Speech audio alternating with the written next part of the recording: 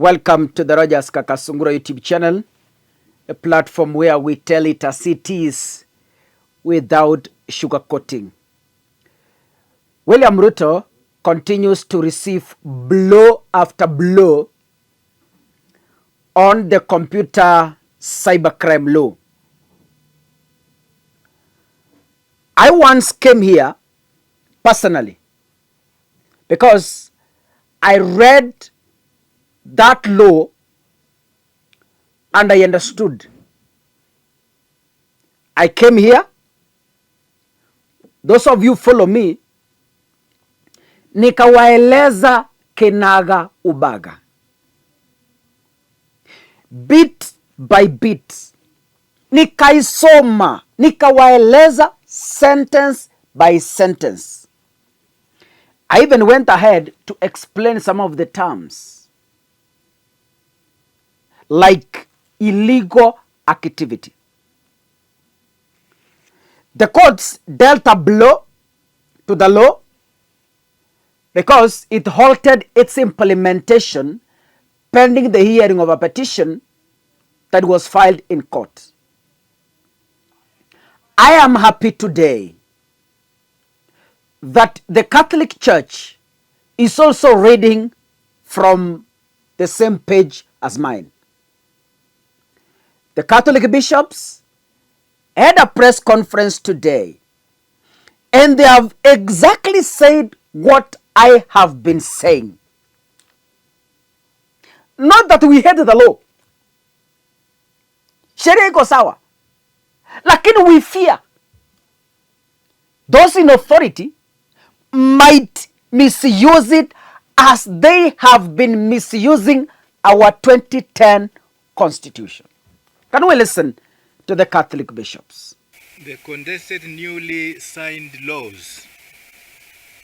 We raise serious concerns about the way the law on the Computer Misuse and Cybercrimes Amendment Act and the Land Amendment Act number 21 of 2025 were crafted and enacted in a hurry. Kenyans have raised substantial concerns about the amendments which were signed into law. We strongly recommend a necessary review lest they be abused to curtail the very freedom they ought to protect.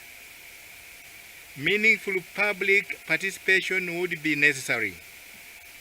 The fears Kenyans have expressed regarding these new laws should not be brushed off.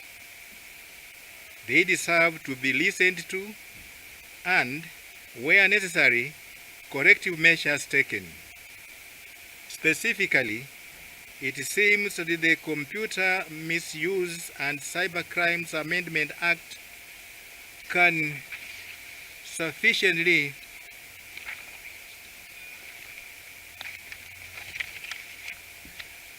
be abused to silence government critics, to abuse the rights to privacy, or even to manipulate the electoral process.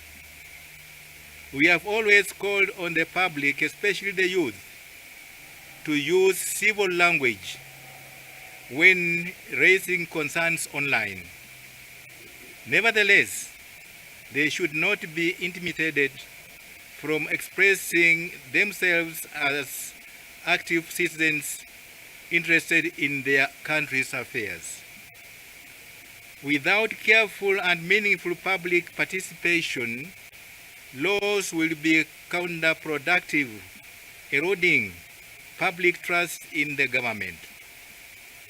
We recommend that the offending clauses be expunged and that specifically be provided on who the law targets.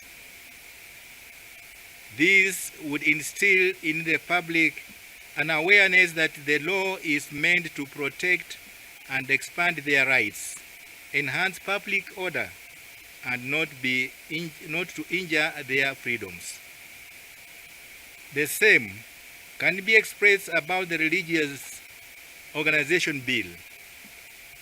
While certain legislation is necessary to govern, government should never be seen as attempting to regulate religion. This is the same thing I said. That yes, the Kenya Kwanza government, especially the executive, wants to hide behind controlling pornographic content, controlling I don't know harmful sites, controlling I don't know what. But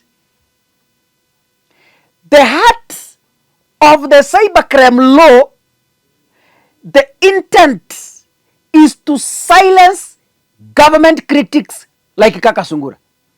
We won't accept it.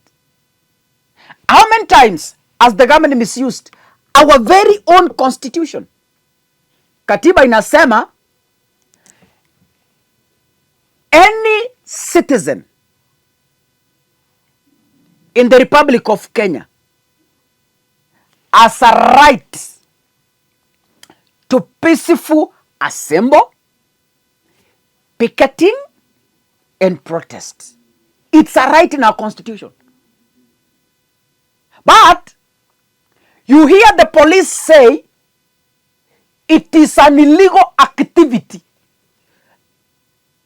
Something that the constitution allows: to andamane, to kutane, to picket. How does it turn out to be an illegal activity? They have been misusing that. Not once, not twice. So what I was saying, which the Catholic bishops have also said, is this: we know the law can be implemented, but those who are going to enforce that law are going to misuse it against the critics, something we cannot allow.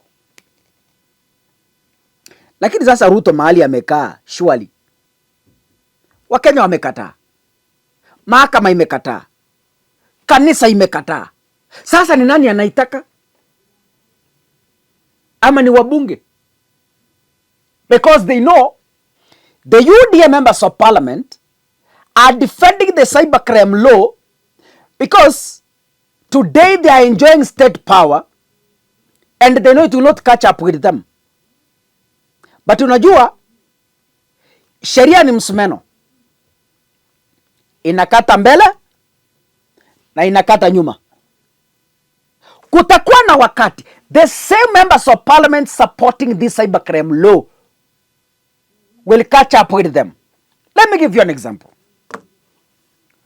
William Ruto and his supporters are beneficiaries of misinformation and propaganda under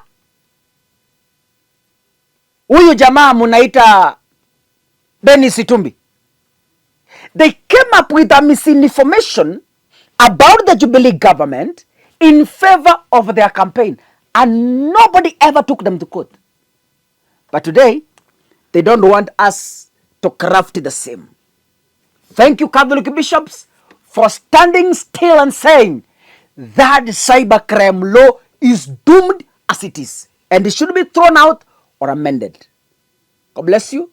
See you in the next episode. Asanteni sana.